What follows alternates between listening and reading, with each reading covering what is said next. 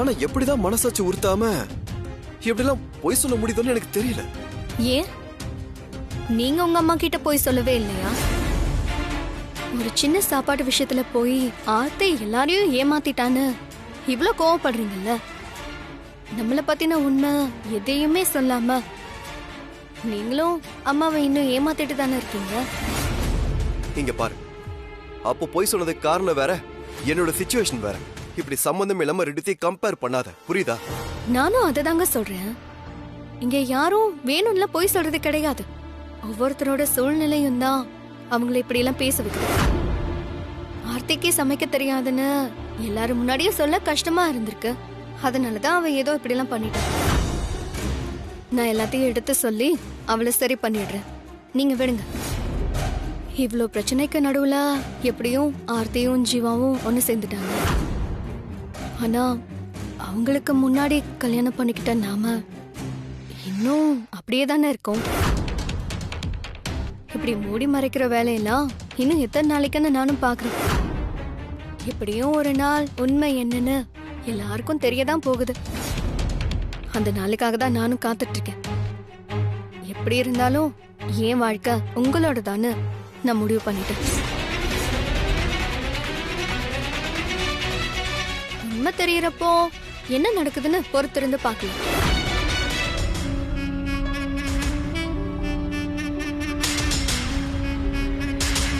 ஏய், இப்ப நீ எதுக்கு பெட்ல படுக்கற? டைம் ஆயிடுச்சுல, தூங்க வேண்டாம். நீ எப்பவும் தரையில தானே படுப்ப? எப்பவும் தரையில படுத்துதாங்க தூங்குவேன். ஆனா இனிமே தரையில படுக்கிறதுக்கு பதிலா இன்னைக்கு உங்க கூட கட்டல்ல தான் படுக்க போறேன். அதுல உங்களுக்கு என்ன பிரச்சனை? என்ன நீ ஏதோ தெரியாத மாதிரி கேக்குற? அதுவும் என்ன பிரச்சனைன்னு வேற கேக்குற? நீங்க பெட்ல படுத்துக்கிட்டா நான் போய் வெளியே படுத்துக்கிறதா? உங்களை எங்க நான் வெளியே படுக்க சொல்ல போறேன்? நீங்க தாராளமா என் பக்கத்துல படுத்துக்கலாம். நீ எனக்கு பெர்மிஷன் கொடுக்கறியா? இங்க பாருங்க, உங்ககிட்ட பேசிலாம் என்னால மல்லு கட்ட முடியாது. நீங்க என்ன வேணாலும் பண்ணிக்கோங்க. எனக்கு தூக்கம் வருது, நான் தூங்க போறேன். ஏய் வானதி, வானதி, உங்ககிட்ட தான் சொல்றேன். உன்ன மாதிரி எனக்கு தரையில படுத்தா தூக்கம் வராது. எனக்கு பெட்ல படுத்தா தான் தூக்கம் வரும். நான் சொல்றது கேக்குதா இல்லையா? ஏங்க நான் தூங்கிட்டேங்க.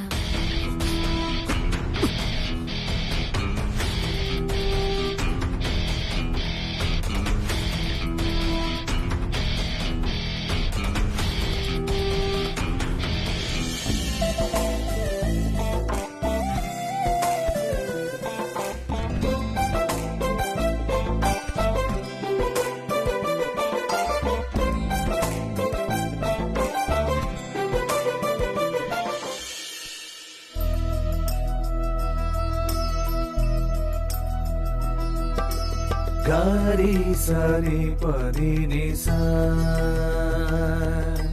निसा रे रे रे सा पा मा गा.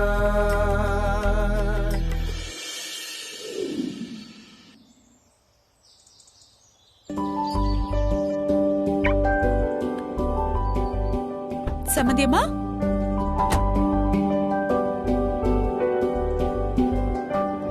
வாங்க சம்மந்தி. எங்க அண்ணே வரலையா? அவரு காலையிலேயே வேலைக்கு போயிட்டாருங்க. அதான் நான் மட்டும் வந்தேன். ஓ அப்படியா? சரி, வானதி ஆர்த்தி உள்ளதா இருக்காங்க, போய் பாருங்க. சம்மந்தியம்மா, நான் அவங்கள பார்க்க வரலீங்க. உங்களை தான் பார்த்து ஒரு முக்கியமான விஷயம் பேசிட்டு போலான்னு வந்தேங்க.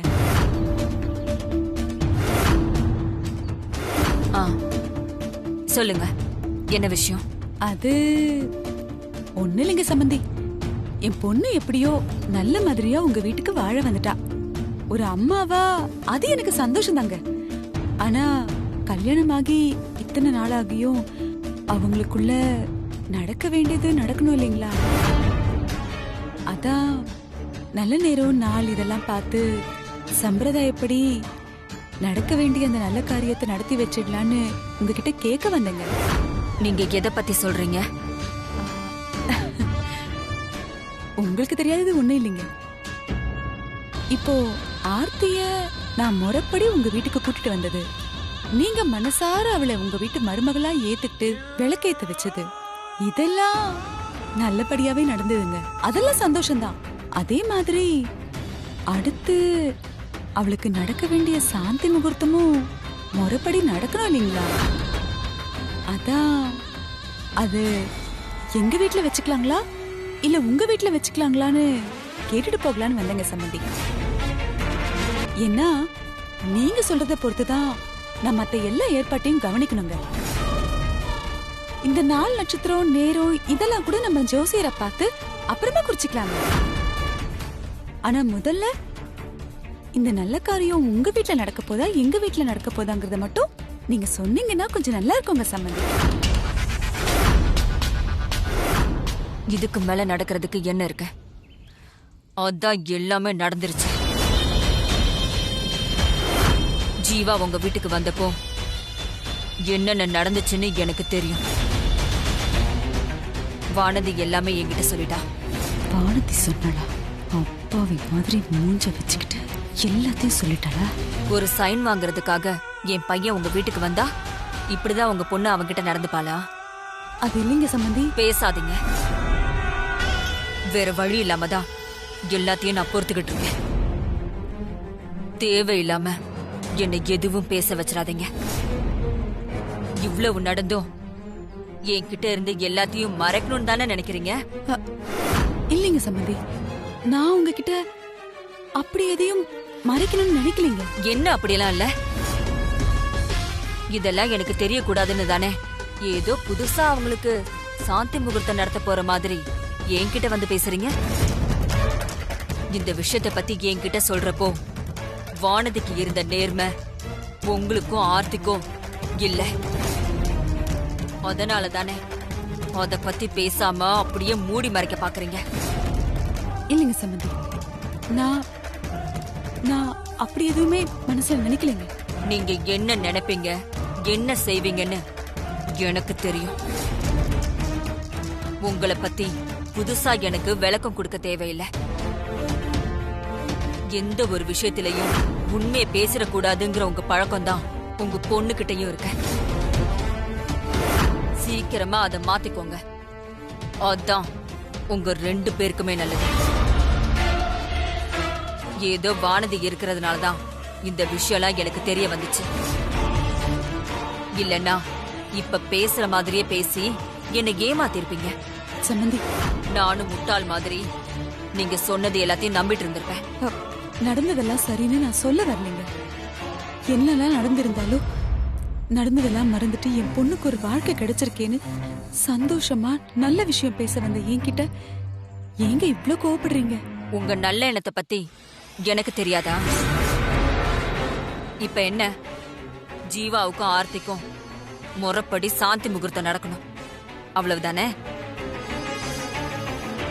அது எங்க வீட்லயே நடக்கட்டும். நான் வானதி கிட்ட சொல்லி எல்லா ஏற்பாட்டையும் பண்ண சொல்றேன். வந்ததும் வந்துட்டீங்க, உள்ள போய் உங்க பொண்ணை பார்த்துட்டு போங்க.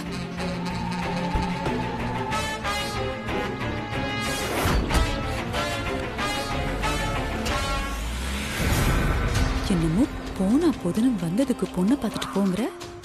நான் என் பொண்ணை பார்த்துட்டு தான் போவேன். ராஜேஸ்வரி, பேச்சா பேசுற?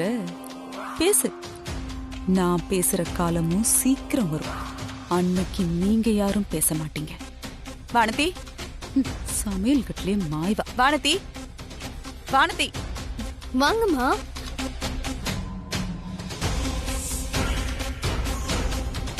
என்னடி சொன்ன உன் அத்தை அம்மா கிட்ட? எதை பத்தின்னு சொல்லிட்டு கேட்டாதானமா என்னன்னு சொல்ல முடியும்? ஓ, உனக்கு எல்லாம் விளக்கு உரை கொடுத்தாதான் புரியும்ல? இல்லன்னா உனக்கு புரியவே புரியாது. சரிடி, உனக்கு புரியுற மாதிரியே சொல்றேன். ஏண்டி, ஜீவா மாப்பிள்ள வீட்டுக்கு வந்துட்டு போனாரே, அத பத்தி உன் ராஜமாதா கிட்ட சொல்லியே ஆகணும்னு என்னடி அவசியம் இருக்கு? இத மறைக்க வேண்டிய விஷயம் இல்லம்மா. நானும் பல வகையில யோசிச்சு பார்த்துட்டு ஒரு பொய்ய மறைக்க இன்னொரு பொய்ய தேடுறத எனக்கு சரின்னு படலம்மா. அதான் அம்மா கிட்ட உண்மையை சொல்லிட்டேன். அது மட்டும் இல்லாம நேர்மையா இருக்கிறது மனசுக்கு ரொம்ப நிம்மதியா இருக்கு. அதனாலதான் இந்த வீட்ல என்ன ரொம்ப நல்லா நடத்துறாங்க. ஏய், நீ எப்படி வேணா இருந்துட்டு போடி. உன் சுய புராணத்தெல்லாம் இங்க பாடிட்டு இருக்காத. அந்த அம்மாவே இப்பதான் மனசு மாறி என் புள்ளைய மருமகளா ஏத்துட்டு இந்த வீட்டுக்குள்ள கூட்டு வந்திருக்கு. நீ இந்த இந்த மாதிரி நேரத்துல இந்த விஷயத்தை சொல்லி பிரச்சனையை உண்டு பண்ணலான்னு பாக்குறியா நீ? நீங்க என்ன பத்தி என்னமா நினைச்சிட்டு இருக்கீங்க? நீங்க சொல்ற மாதிரி எல்லாம் என்னால நடந்துக்க முடியாது. இங்க எனக்கும் என் புருஷனுக்கு இடையில 1000 பிரச்சனை ஓடிட்டு இருக்கு. நான் ஏன் வாழ்க்கைய பத்தி கொஞ்சம் கூட கவலைப்படாம என் புருஷனை பகைச்சுக்கிட்டு நான் எடுத்த முடிவுனாலதான் ஆர்த்தி இந்த வீட்டுல இருக்காங்கிறத தயவு செஞ்சு மறந்துடாதீங்க. இப்ப நான் என்னமா தப்பா சொல்லிட்டேன்? நடந்தது தானே சொன்னேன். நடந்தது உண்மைதானே. இத நான் சொல்லலன்னாலும் வேற ஏதோ ஒரு வழியில தெரிய வந்தா என்னமா பண்ணுவீங்க? அப்ப இன்னும் அசிங்கம் தானே. நீங்க எதையோ தப்பா யோசிச்சுட்ட என்ன அந்த வழியில இழுக்க நினைக்காதீங்க.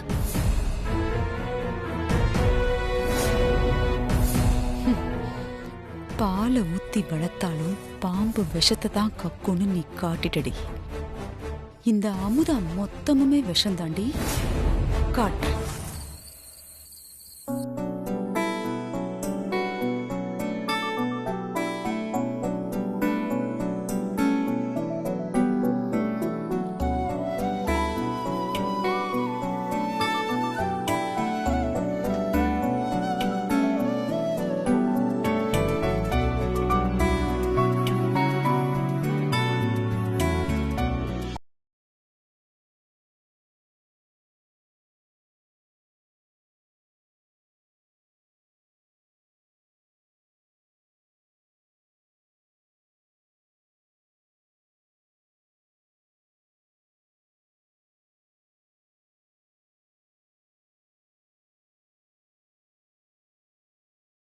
பிடிக்கலன்னு சொன்னீங்க. பொண்டாட்டியை பிடிச்சிருக்குன்னு சொல்லி சில புருஷங்க கொஞ்சுவாங்க. பொண்டாட்டியை பிடிக்கலன்னு சொல்லி சில புருஷங்க கொஞ்சுவாங்க. நான் 2வது டைப்னு நினைச்சுக்கோங்க.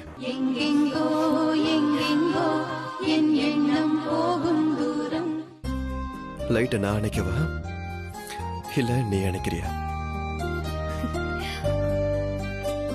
என்ன நானும் அணைக்கல நீயும் அணைக்கல, வேற யார் அணைச்சத? கடவுள் நினைச்சிருப்பாருன்னு நினைக்கிறேன்.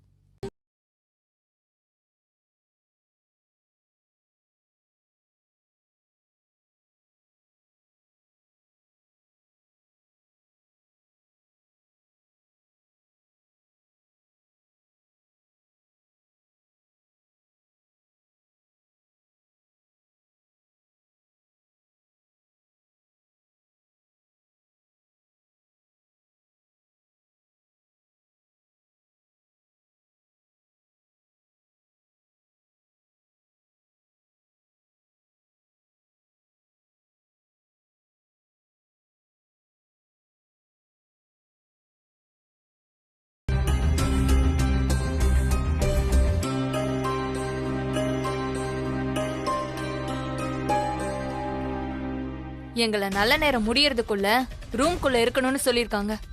டெக்கரேஷன்லாம் முடிஞ்சுதா இல்லையா? எல்லாம் முடிஞ்சது ஆர்த்தி. முடிஞ்சதுன்னா அப்ப கிளம்ப வேண்டியதானே. இங்க நின்னு என்ன கனவு காண்டுட்டு இருக்கியா? ஒருவேளை உனக்கு இந்த மாதிரி ஃபர்ஸ்ட் நைட் நடக்கலையேங்கிற வயித்தறிச்சல்ல நிக்கிறியோ? ஏன் ஆர்த்தி இந்த மாதிரி எல்லாம் பேசுற? நான் ஒண்ணு தப்பா பேசல வானதி, உண்மையை தானே சொல்றேன். என்ன பொண்ணு பார்க்க வந்தவரை வளைச்சு போட்டு நீ இந்த வீட்டுக்கு மூத்த மருமகளா வந்த. ஆனா விதிய பத்தியா?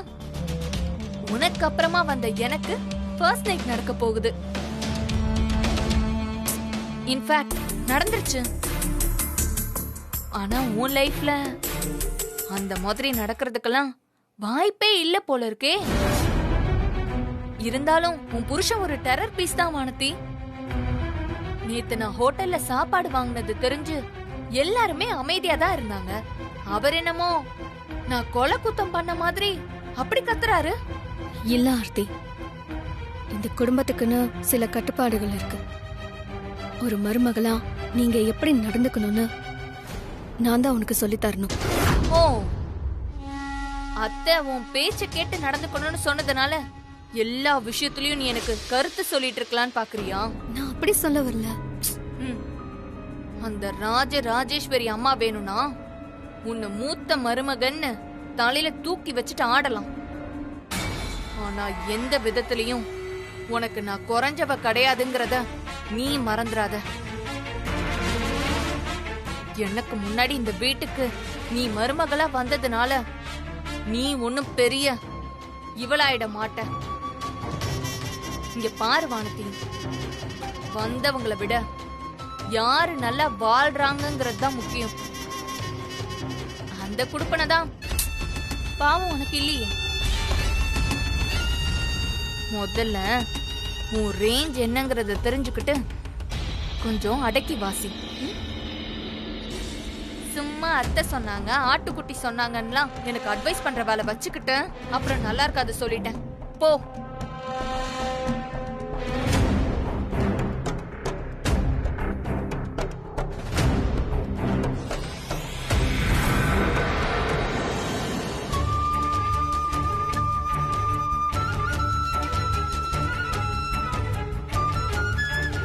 வந்தவங்களை விட யார் நல்லா வாழ்றாங்கிறது தான் முக்கியம்.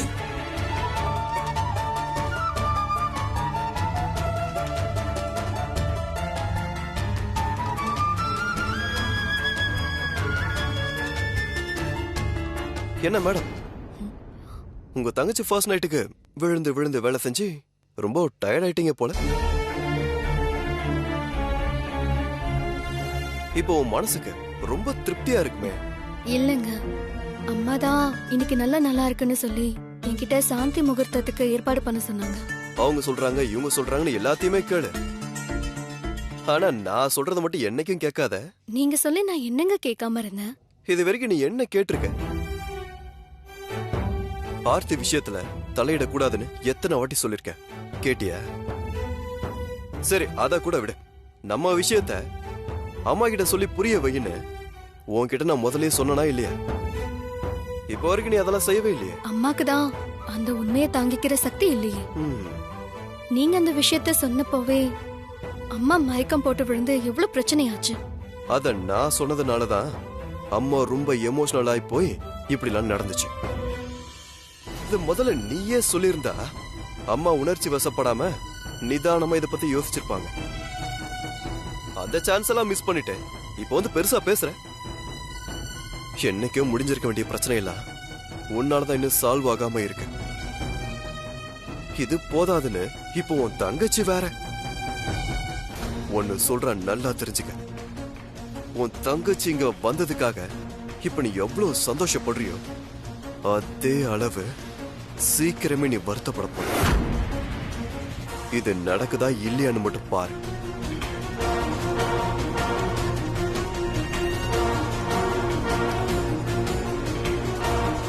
முதல்ல இங்க உன் ரேஞ்ச் என்னன்னு தெரிஞ்சுக்கிட்டு கொஞ்சம் அடக்கி வாசி.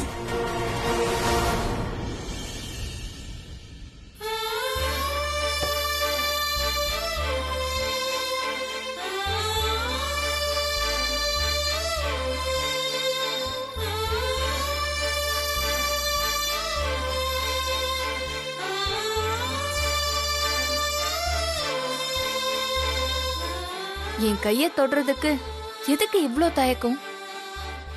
ஏதோ உண்மையிலேயே நமக்கு இன்னைக்குதான் ஃபர்ஸ்ட் நைட்டுங்கிற மாதிரி இவ்ளோ வெக்கப்படுறீங்க.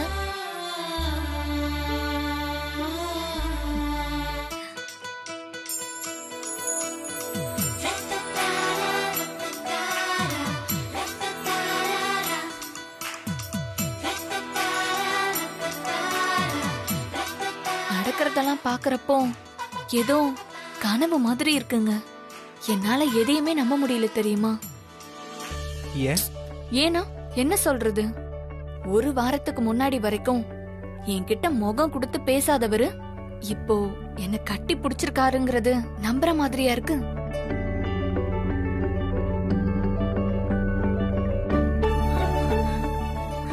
என்ன? I love you. ஹேய், நமக்கு கல்யாணம் ஆயிடுச்சு, இப்ப போய் ப்ரப்போஸ் பண்ணிட்டு இருக்க? கல்யாணத்துக்கு முன்னாடியே எனக்கும் ப்ரப்போஸ் பண்ணணும்னு ஆசைதான். ஆனா நீங்க அப்போ வேற ஒருத்தையில லவ் பண்ணிட்டு இருந்தீங்க.